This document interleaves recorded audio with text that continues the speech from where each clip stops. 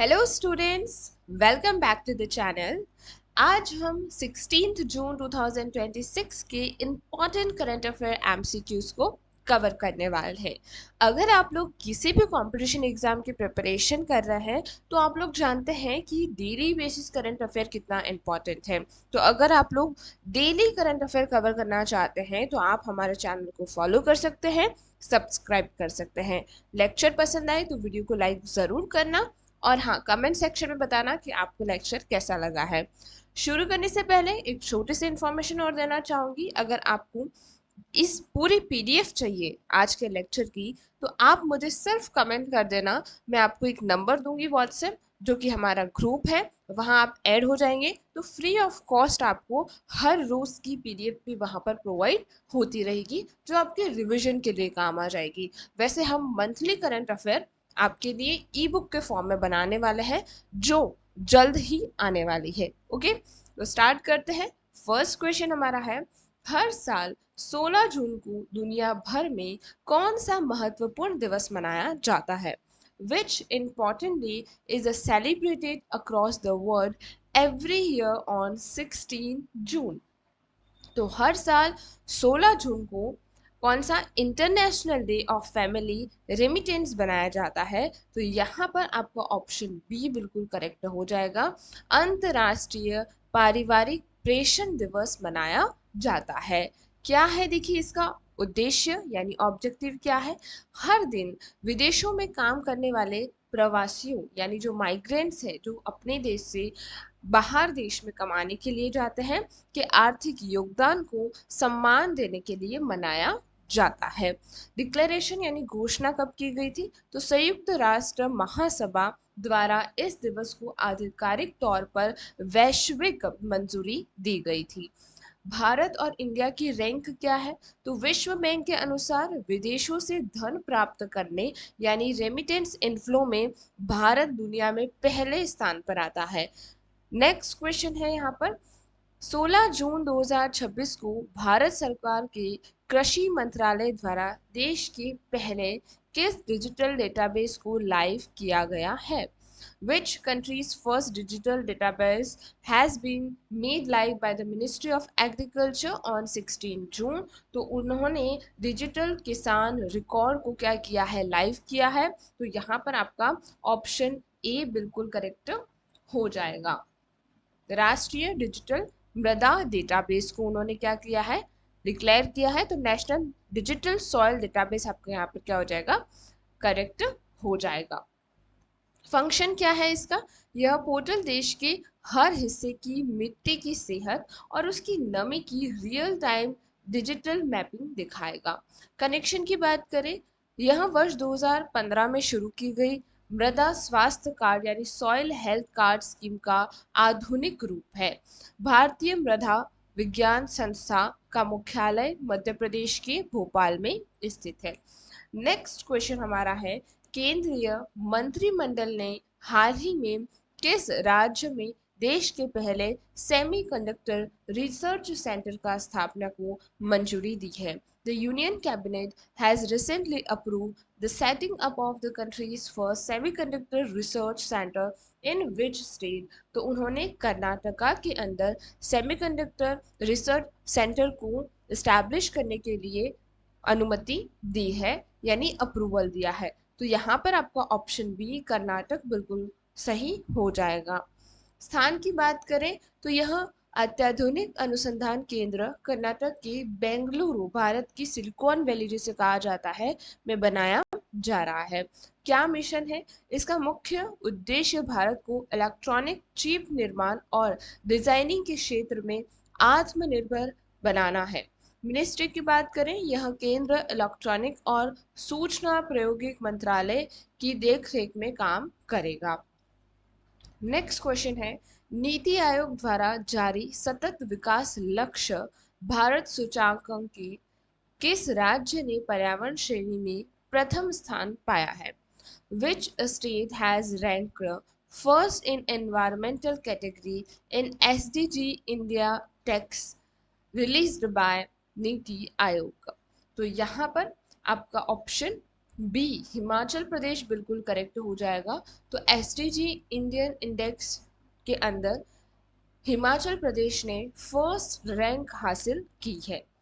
Next है, यहाँ पर इसका कारण क्या रहा है इसका फर्स्ट रैंक का। तो हिमाचल प्रदेश को यह रैंक वनों की विस्तार और प्लास्टिक कचरा प्रबंधन के बेहतरीन काम के लिए मिली है। संविधान कॉन्स्टिट्यूशन क्या है, तो पर्यावरण की रक्षा करना अनुच्छेद के 48 ए अनुच्छेद के अंदर जो कि डीपीएसपी है, और अनुच्छेद 51 ए जो कि मौलिक कर्तव्य है उसमें शामिल है। नीति आयोग की बात करें तो नीति आयोग की स्थापना जो है 1 जनवरी 2015 को आयोजन आयोग के स्थान पर हुई थी। इसके अध्यक्ष प्रधानमंत्री होते हैं। ये सारी ही बैकग्राउंड इंफॉर्मेशन आपको याद रखना जरूरी है, क्योंकि यहीं से ही प्रश्न पूछे जाते हैं। नेक्स्ट है, हाल ही में चर्चा में रहा Aravalli green wall project Bharat की कुल कितने राज्यों और केंद्र शासित प्रदेशों में फैला है।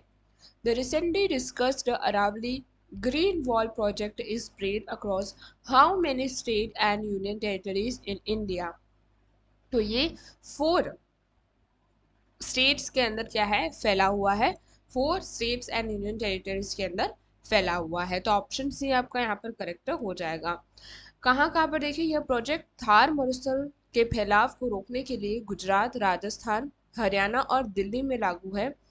प्लान क्या है, इसके तहत अरावली पहाड़ियों के चारों तरफ 5 किलोमीटर चौड़ी पेड़ों की हरी भरी पट्टी यानी ग्रीन बफर विकसित की जाएगी, जिससे जो मिट्टी है वो उड़कर दूर नहीं जा सकती है, उसी एरिया में रहेगी। ज्योग्राफी की बात करें तो अरावली विश्व की सबसे पुरानी पर्वत श्रृंखला में से एक है, जिसकी सर्वोच्च चोटी जो है वो गुरु शिखर राजस्थान के अंदर स्थित है। नेक्स्ट है, हाल ही में किस भारतीय संस्था ने राजनीतिक दलों के चंदे में पारदर्शिता के लिए digital donor tracking system launch किया है। Which Indian organization has recently launched the digital donor tracking system for transparency in political funding?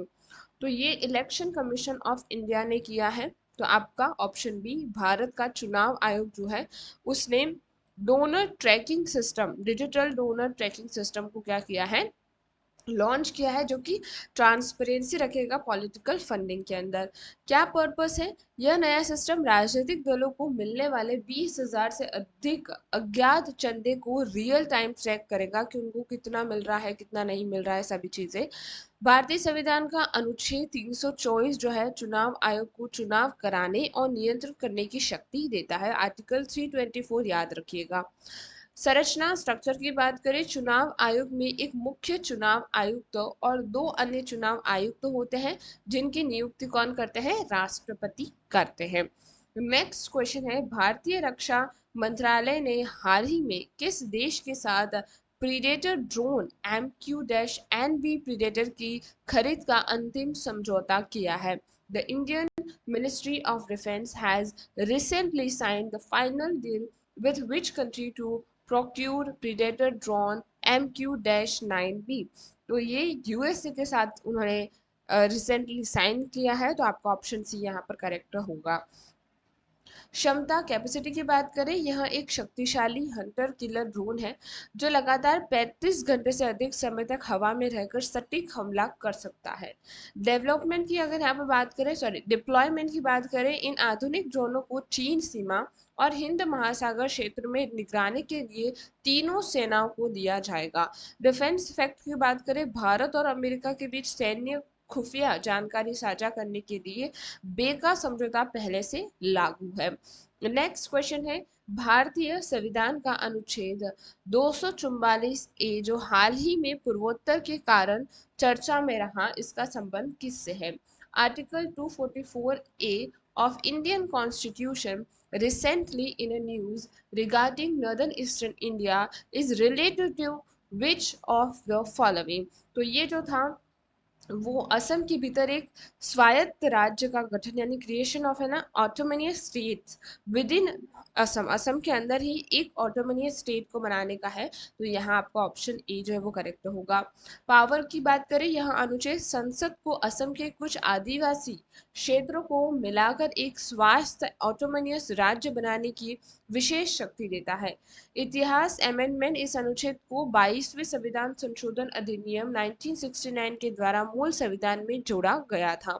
Schedule की बात करें, संविधान की छठी अनुसूची असम, मेघालय, त्रिपुरा, मिजोरम के जनजातीय क्षेत्रों के प्रशासन से जुड़ी है।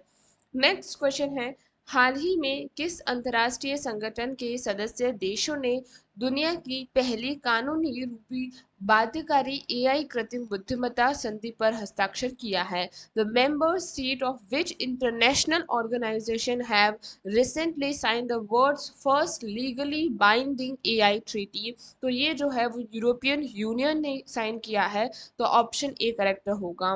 गोल क्या है?